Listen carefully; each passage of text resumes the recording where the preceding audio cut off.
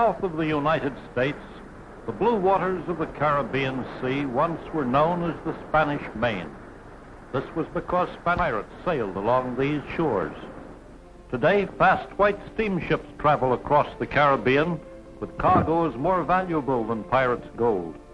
And officers in trim white uniforms pick up their golden cargoes from a place we call Banana Land.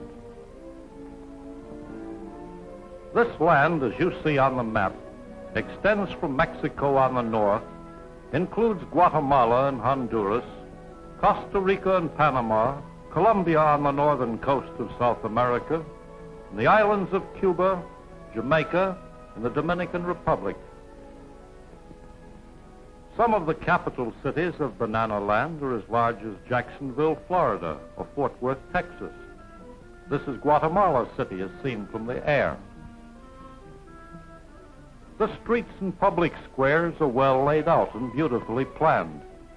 Some of the cities of Banana Land are cities of strange contrasts because they have been destroyed by earthquakes and since rebuilt. Side by side, you will find the old and the new.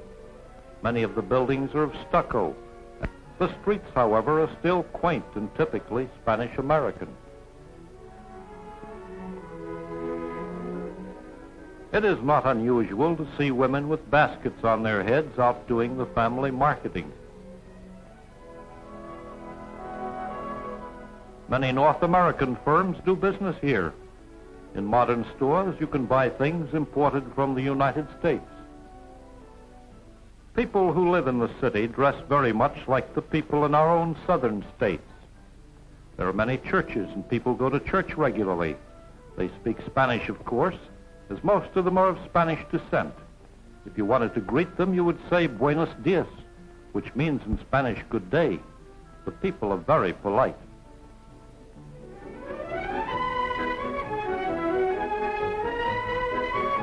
Sweet frozen ice is as popular as our own ice cream. Every public square has its public water fountain or watering trough. These women are filling their homemade jars with water just as their ancestors have done for hundreds of years.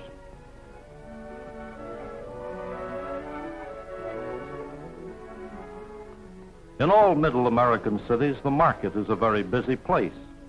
Here you see all kinds of strange sights. Most of the farmers who live around the city are Indians. Each morning they come into the city bringing hand-woven blankets, handmade pots and leather goods, fruits and vegetables from their small farms. Do you like ripe melons? Ripe red tomatoes? Bright-colored peppers? Or perhaps potatoes? So you see, the foods they eat are not unlike those in our own country. But now we've left the city for a trip into the highlands. There in the distance is one of the many volcanoes to be found in this part of the world.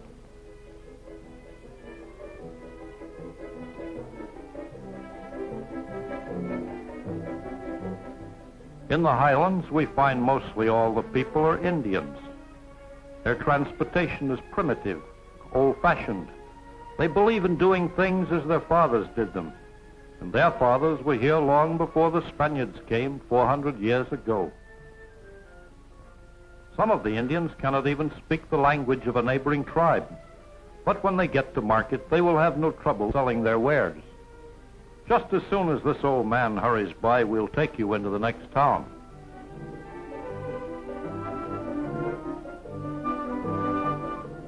Water is not as plentiful as it is in most North American cities. A pool in a public square serves as a community laundry. Children here do a lot more of the family work than most of our parents ask us to do. It is a part of their education. Have you ever heard of the ancient Maya?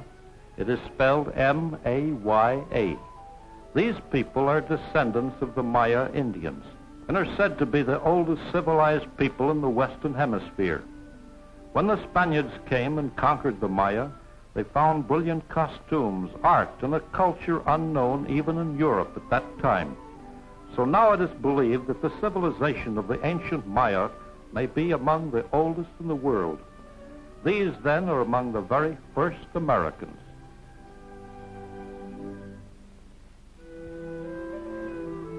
Today, Indians grow maize or corn just as we have learned to do.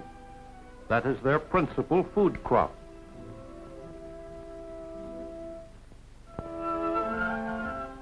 Only a few have their own cattle, and the farmer who owns an ox is a rich man. As you can see, their way of farming is very simple compared to ours. On higher ground, we find the cocoa tree. In Spanish, it is called cacao. Here is a cacao pod. The bean grows in this pod. It is from this bean that we get our cocoa and chocolate. The sharp knife he uses to open the pod is called a machete. Now you've learned another Spanish word. After the cocoa beans are spread out in the sun to dry, they are packed in bags and shipped to countries all over the world. People drink a great deal of cocoa, but Americans drink more coffee. Here are coffee beans being stripped from a bush. Did you know that they look like little red berries? Well, that's the way coffee grows. You might almost think they were cherries or cranberries. Although we call them coffee beans, they really are seeds that grow inside their red fruit.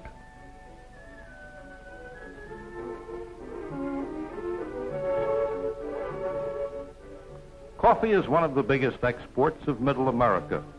Large plantations may have 1 million trees and employ thousands of workers. Coffee grows best on high ground with good drainage and is found only in the tropics. Carts first bring the ripe berries or seeds to drying pits where they're unloaded to dry in the sun.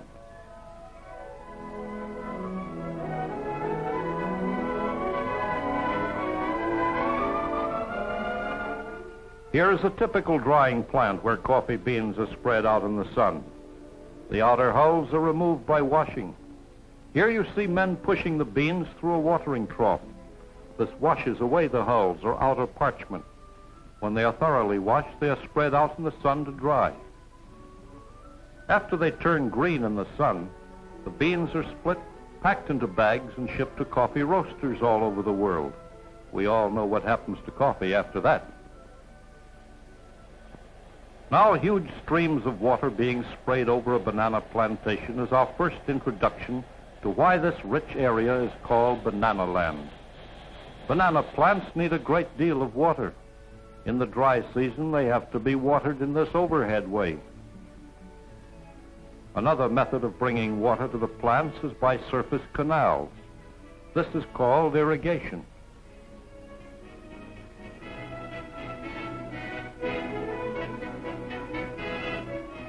Here is a large banana plantation.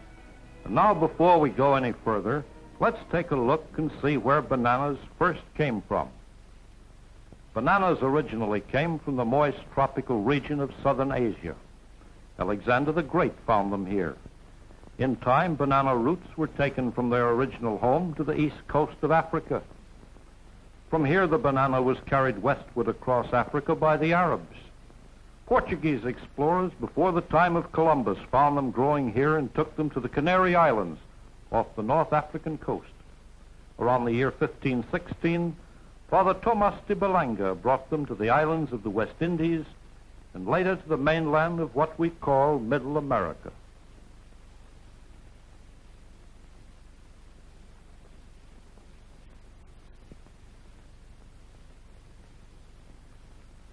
Now, after clearing the jungle, here's how the banana is planted.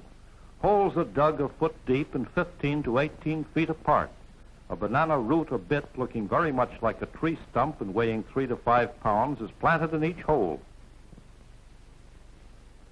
Each root has 2 or more eyes like the eyes of a potato. Here's how the root would look if you could see it in the ground. Each bud or eye on these underground stems can develop into a plant or a shoot with leaves. From these sprout many cord-like roots which grow in all directions. They absorb water and minerals from the soil. The first leaf appears above the ground 3 or 4 weeks after planting. Only the stronger shoots are allowed to grow. the others are cut away. In about 6 months, the plants are more than 10 feet high. And at 9 months, they are ready to blossom. About 10 months after planting, the flower has appeared at the top of the tall stalk, and as it grows, it turns downward. Small bananas soon appear. As the bananas grow, they turn upwards toward the light. At the end of about 14 months, the bunch is fully developed and ready to harvest. The stem which bears the bunch of fruit grows up through the center of the stalk and comes out on top. So you see, the young banana plant looks like a tree, but it is not a tree because there is no wood. The trunk or stalk consists only of overlapping leaf sheaths, and as you saw on the chart, each plant bears only a single bunch of bananas. Bananas are harvested the year round. The men usually work in teams of 3. One is called a cutter. And here is a team starting out to work.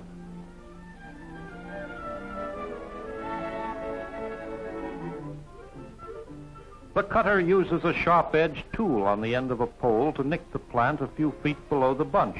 See how he does it?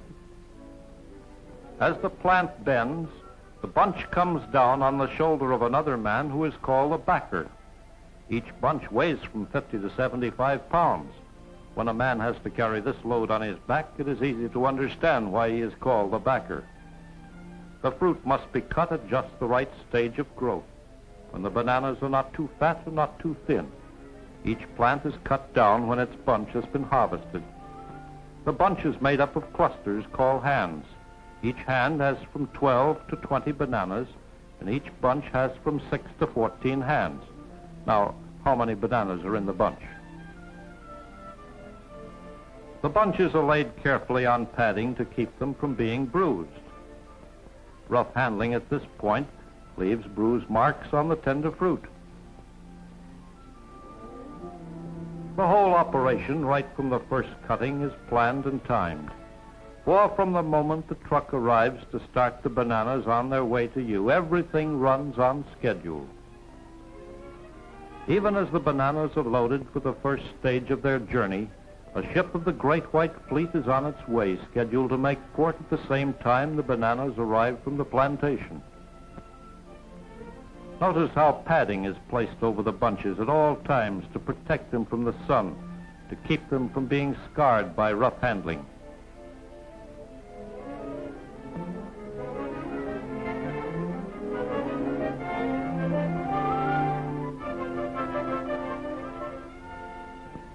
Here is a tractor trailer on its way to a place on the plantation where each bunch of bananas will be washed and inspected before being loaded into freight cars for the trip down to the coast in the waiting steamship.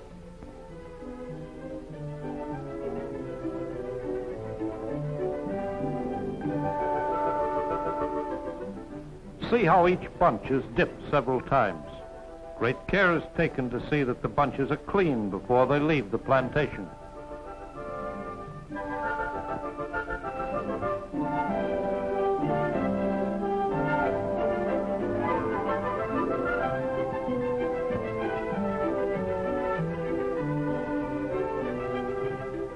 Now, as the bananas are loaded aboard the freight cars for the trip to the coast, and with banana leaves carefully protecting them from the sun, you might like to know the banana is one of the few fruits that loses its flavor if allowed to ripen on the plant.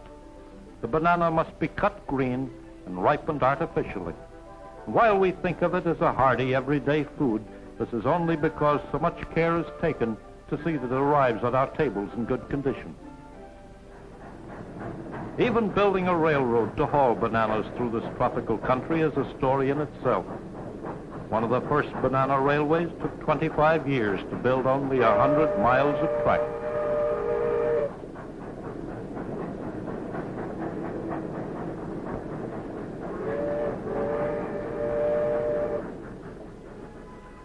The ship, one of the Great White Fleet, meets the train. Then begins the race against time to get the bananas into the air-conditioned hold of the ship. It is interesting to know that if it were not for fast transportation, Bananas in North America and the rest of the world would be a rare delicacy, a fruit no one could afford to have or to buy. As workers carry the bunches to the conveyor belt, a man hacks off the end of each bunch with the same kind of knife we saw used on the plantation. Remember, it's called a machete.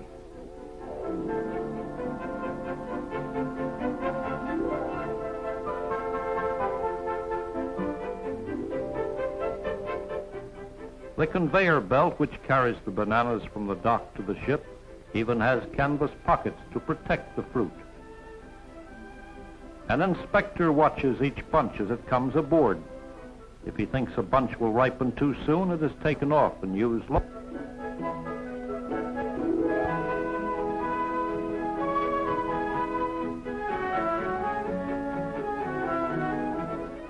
Now the ship is about ready to leave.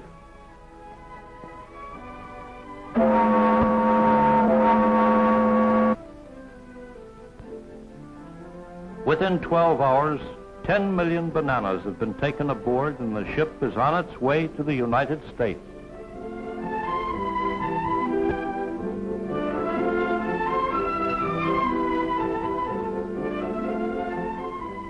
From New York, New Orleans, San Francisco, and other ports in the United States, bananas are shipped by rail across country in special cars that are kept cool in summer, warm in winter.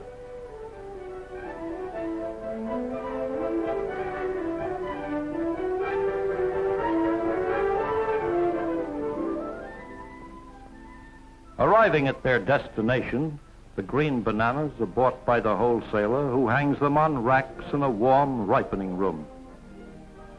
The bunches are kept hanging anywhere from 3 or 4 days to a week.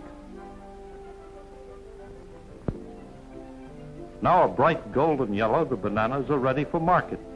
The even temperature of the ripening room, between 60 and 68 degrees, plus proper humidity and ventilation, has brought out the full natural flavor of the fruit.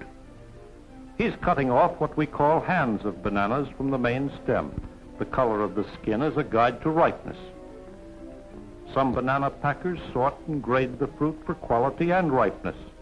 In some places you can buy bananas all dressed up in special banded packages, like this. The golden fruit is now ready for its final trip to your neighborhood market.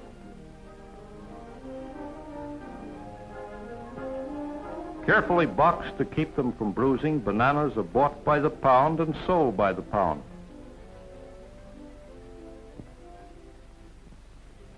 Does this look familiar? Ah, they've caught her eye.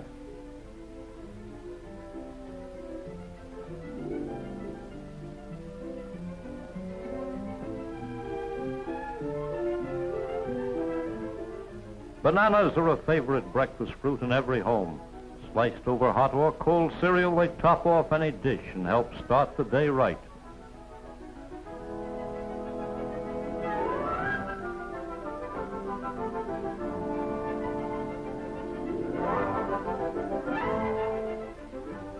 School cafeterias that cooperate with state and federal agencies in providing balanced lunches for children report bananas are among the most popular and best-liked fruits that are served. Bananas can be served in many different and many attractive ways. Blended with fruits, nuts, and gelatins, they provide high food value and nourishment.